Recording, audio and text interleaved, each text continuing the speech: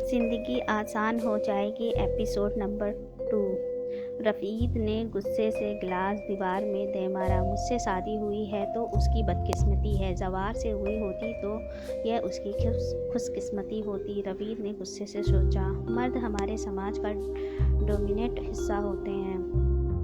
Compromise, sacrifice जैसे word उसकी dominate हिस्से की डिक्शनरी में मौजूद ही नहीं होते। खुद तो ये लोग भले जो मर्जी करते फिरे, मगर औरत पर उन्हें ज़रा सा भी शक हो जाए कि उनके ख्यालों में भी किसी शख्स का गुजर रहा है, तो ऐसी औरतों के साथ गुजारा करना उन्हें अपनी मर्दानगी की तौहीन लगता है।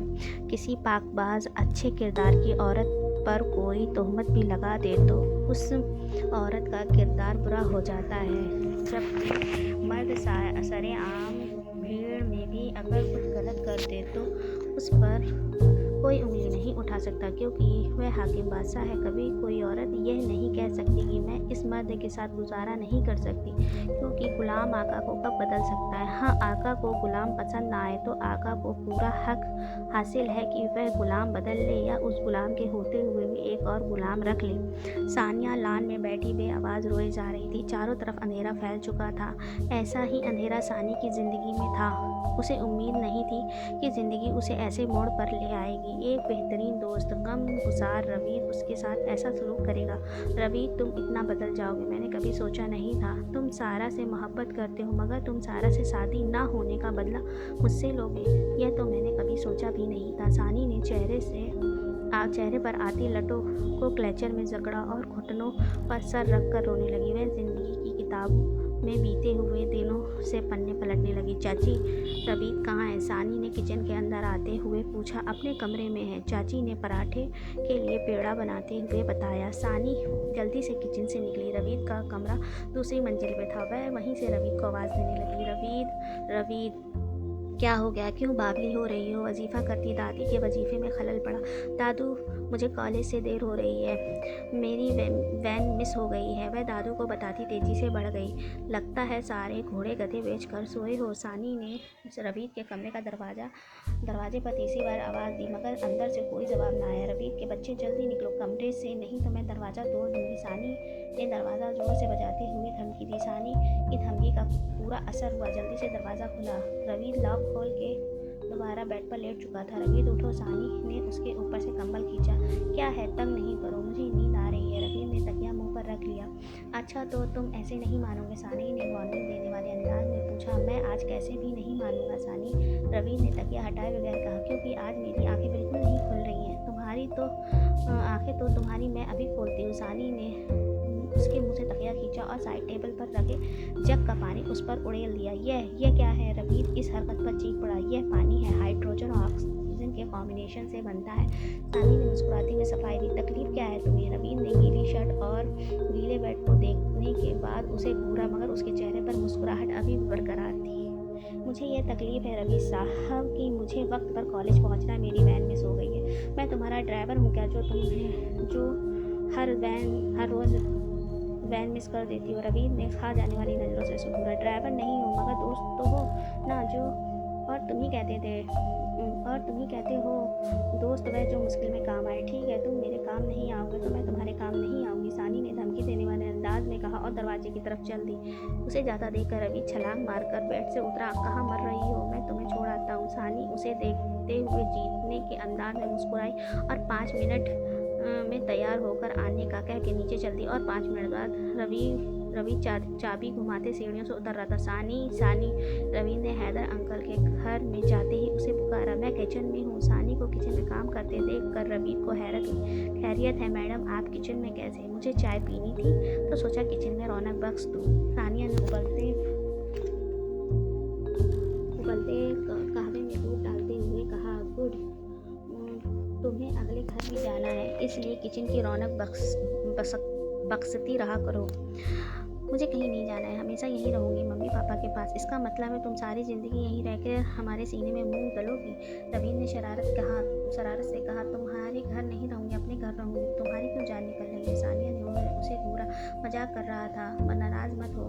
मैं नाराज़ नहीं हो रही हूँ। तुम ये बताओ, इस वक्त खैरियत से आए हो? सानी ने 2 कप चाय डाली, एक कप रवीद की तरफ बढ़ा दिया और दूसरा कप उठाकर डाइनिंग टेबल की कुर्सी खींचकर बैठ गई। हाँ, खैरियत कहाँ? रवीद ने ठंडी आह भरते हुए कहा। क्या मतलब? सानी ने अपनी ब्राउन आंखों में हैरत लाते हुए पूछा। मंगल को सुबह 8:15 पर। रवीद ने डिटेल से दिन और टाइम बताए। कहाँ? सानिया ने दूसरा सवाल किया। कॉलोनी के इकलौते पार्क में जॉगिंग ट्रैक पर। वह कौन है वह? सानिया ने शौक से पूछा। जाहिर सी बात है, एक लड़की है। रवीद उसके सवाल पर चिढ़ा। रियली लड़की ही है ना? सानी ने शरारत से पूछा। तो रवीद खा जाने वाली अंदाज में उसे घूरा। अच्छा ये बताओ, तुम सीरियस हो? सानी ने हंसी रोकते हुए पूछा। हाँ, 100% सीरियस हूँ। रवीद ने उसे यकीन दिलाया। लड़की का नाम क्या है? सारा। वह भी तुम में इन्वॉल्व है या एक तरफा मोहब्बत है? सानी ने कब दोबारा उठाते हुए पूछा। अभी तक तो एक तरफा ही है, मगर तुम हेल्प करोगी तो 2 तरफा भी हो जाएगी। मैं क्या हेल्प करूँगी? सानी ने हैरत से उसे देखा। तुम उस तक मेरे दिल के हालात व वाक़यात पहुँचाओगी। मैं कोई अखबार थोड़ी हूँ जो एक जगह के हालात व वाक़यात दूसरी जगह पहुँचाऊँ। और मुझे तो खुद कंफर्म नहीं है कि तुम सीरियस भी हो कि नहीं। सानी ने उसे गौर से देखते हुए कहा। क्या सानी, तुम मुझ पर शक कर रही हो? मेरे जज्बात, मेरी फीलिंग्स तुम्हें झूठ लग रही है? रवीद को उसकी बात पर बहुत सदमा हुआ। मुझे तो बहुत मान था कि इस दुनिया में रवीद वकार को सबसे ज़्यादा सानिया हैदर जानती और तुम। रवीद ने अफसोस से उसे देखा। यही तो प्रॉब्लम है कजिन, कि मैं तुम्हें जानती हूँ, इसलिए तुम्हारी बात का यकीन नहीं आ रहा है। सानिया ने शरारत से मुस्कुराते हुए कहा। रवीद ने उसकी शरारत पर नाराज़गी से उसे देखा और फिर उसके साथ मिलकर अगले दिन का काम के प्लान की तैयारी करने लगा। सानी उठो। अगले दिन सुबह रवीद उसके सर पर खड़ा चिल्ला रहा था। रवीद, मैं बहरी नहीं हूँ। सानी ने आंखें खोलते हुए कहा। तुम भूल गई हो, पार्क नहीं चलना क्या? रवीद ने उसे याद दिलाया तो उसने कंबल दूर फेंका और वॉशरूम में घुस गई। 2 मिनट बाद वापस आई तो जल्दी जल्दी बालों में ब्रश करके पोनी बनाई और रवीद को देखते हुए बोली, चलो मैं तैयार हूँ। मैगजीन पढ़ता रवीद मुस्कुराया। तुम्हारी ये आदत बहुत अच्छी है। दूसरी लड़कियों की तरह तैयार न होने में ज़्यादा टाइम नहीं लगाती। उसके साथ कमरे से निकलते ही उसने तारीफ की। वह इतनी सुबह सुबह आ जाती है क्या? सानिया ने जमाई लेते पूछा। उसके आने में लगभग 1 घंटा है। रवीद ने घड़ी देखते हुए कहा। तो हम इतनी सुबह सुबह वहाँ जाकर क्या करेंगे? सानी ने गुस्से से उसे घूरते हुए पूछा। सारा का इंतज़ार। गेट से निकलते हुए रवीद ने कहा। तुम्हारा दिमाग खराब है? मेरा नहीं। सानिया गेट से निकलते हुए ही रुक गई। सानिया ने आसपास देखा। उसकी नज़र जैसे ही चौधरी साहब के घर पर पड़ी, उसके चेहरे पर शरारती सी मुस्कुराहट आ गई। 2-3 कदम चलने के बाद रवीद को अंदाज़ा हुआ कि सानी उसके साथ नहीं चल रही। उसने मुड़कर सवालिया नज़रों से सानिया को देखा। उसने चौधरी साहब के घर की तरफ इशारा कर दिया। रवीद के चेहरे पर भी मुस्कुराहट आ गई। वह सानिया का इरादा भी भाग गया था। चौधरी साहब कुछ दिनों पहले गांव से शहर में शिफ्ट हुए थे। अपनी ज़मीन बेचकर उन्होंने शहर में बंगला ले लिया था और कारोबार शुरू कर दिया था। आते जाते उनके घर की बेल बजाना रवीद और सानिया का सबसे प्यारा काम था। बेल बजाकर सानी और रवीद मोहल्ले के इकलौते पेड़ के पीछे छुप गए। अब कुछ देर बाद दरवाज़ा खुला और धोती बनियान पहने चौधरी इरशाद बाहर आए। उन्होंने देखकर पेड़ के पीछे से झांकती सानिया की हंसी छूट गई। चौधरी साहब ने आसपास देखा और फिर पंजाबी में गालियां देते वापस मुड़ गए। उनके जाते ही सानी पेड़ की ओट से निकली और रवीद के रोकने के बावजूद दोबारा बेल बजाए आई। चौधरी साहब दोबारा गेट खोलकर बाहर आए और एक कहर बरसाती नज़र पूरी गली पर डाली और लाख खुला छोड़कर दोबारा अंदर गए और एक कुर्सी उठा लाए। Oh no! उन्हें कुर्सी पर बैठा देखकर सानिया के माथे पर हाथ मारा। सानिया ने माथे पर हाथ मारा। मना भी किया था तुम्हें, दोबारा मत बजाओ। रवीद ने उसे घूरा। अब पकड़े गए तो मैं पापा से शिकायत कर देंगे। तुम तो बच जाओगी, मेरी बहुत इंसल्ट होगी। रवीद ने मुंह बनाते हुए कहा। कुछ देर बाद सानिया ने पेड़ की ओट से दोबारा झाँका तो चौधरी साहब को कुर्सी पर ऊँघते देखा। उसकी आंखें चमक उठी। बिल्कुल धीरे धीरे चलना ताकि उन्हें पता न चले। पेड़ की ओर से निकलते हुए रवीद ने हिदायत दी। वह दोनों जैसे ही उनके सामने गुजर रहे थे तो ऊँघते हुए चौधरी साहब की गर्दन उनके कंधे से स्लिप हुई और वह एक झटका खाकर जाग गए। ओए, तुम दोनों यहाँ क्या कर रहे हो? हम तो वॉक कर रहे हैं चौधरी अंकल। रवीद ने बाकायदा वॉक करते हुए कहा। सानिया ने भी उसकी हाँ में हाँ मिलाई। खैरियत? आप इतनी सुबह सुबह यहाँ कुर्सी रख कर क्यों बैठे हैं? रवीद ने हैरत से पूछा। कहीं आंटी ने घर से तो नहीं निकाल दिया? रवीद ने शरारत से उन्हें देखा। ओह नहीं, ऐसी कोई बात नहीं है, चौधरी साहब ने मुस्कुराते हुए कहा। पता नहीं कौन कमबख्त रोज़ बेल बजा कर भाग जाता है, चौधरी साहब ने दुखी होते हुए बताया। रोज़ तो नहीं बजाते, हफ्ते में बस 4-5 दिन ही बजाते होंगे, सानिया ने धीरे से कहा। ओह वेरी बैड, बहुत बुरी बात है ऐसे किसी को तंग करना, रवीद ने अपने चेहरे पर ज़माने भर की शराफत सजाते हुए कहा। तो सानिया ने बहुत मुश्किल से अपनी हंसी रोकी। अंकल मुझे तो किसी मोहल्ले वाले की शरारत लगती है, रवीद ने राजदारी से कहा। कौन हो सकता है? चौधरी अंकल ने आंखें पूरी तरह खोलते हुए कहा। सोचे कोई है जो आपके आस पड़ोस में रहता है, जो आपसे आपके कुत्ते से बहुत जलता है। आप और आपका कुत्ता उसकी नज़रों में खटकते। रवीद ने आग लगा दी। उसे यकीन था कुछ ही देर में चौधरी साहब का ध्यान मिर्जा अंकल की तरफ चला जाएगा। तुमने मिर्जा अंकल को क्यों फंसा दिया? पार्क की तरफ चलते हुए सानिया ने मुस्कुराते हुए पूछा। पुरानी दुश्मनी है, रवीद ने बड़े स्टाइल से कहा।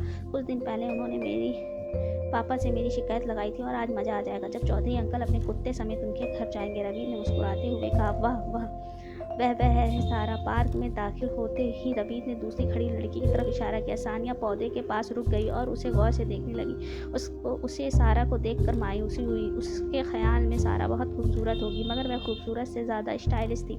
कजिन मुझे तो, सानिया ने कुछ कहने के लिए दाईं तरफ खड़े रवीद को देखा, मगर वो तो जैसे था ही नहीं, पलकें झपकाए बगैर उसे ही देखा जा रहा था। तो क्या यह सच में सीरियस है? सानिया के दिल को कुछ हुआ। मोहब्बत तुम्हारे अंदर सालों से पनपती रहती है, हमें मालूम ही नहीं होता, मगर अचानक ऐसा लम्हा आ जाता है जब हम इस खामोश मोहब्बत का पता चलता है। और वह लम्हा अक्सर तभी आता है जब कोई तीसरा आदमी बीच में आ चुका होता है।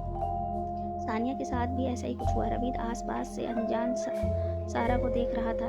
इसे मैं क्यों नहीं नजर आई? सानिया की आंखें भीग गईं। वह जल्दी से वापसी के लिए मुड़ी। वह अभी कुछ दूर ही चली थी, उसे रवीद की आवाज़ आई। सानी, कहाँ जा रही हो? घर, उसने मुड़े बगैर जवाब दिया। क्या मतलब घर? और जो प्लान बनाया था उसका क्या हुआ? रवीद ने उसके सामने खड़े होते हुए पूछा। क्या हुआ? सानी, उसकी आंखों से आंसू देख कर रवीद को फिक्र हुई। रवीद ने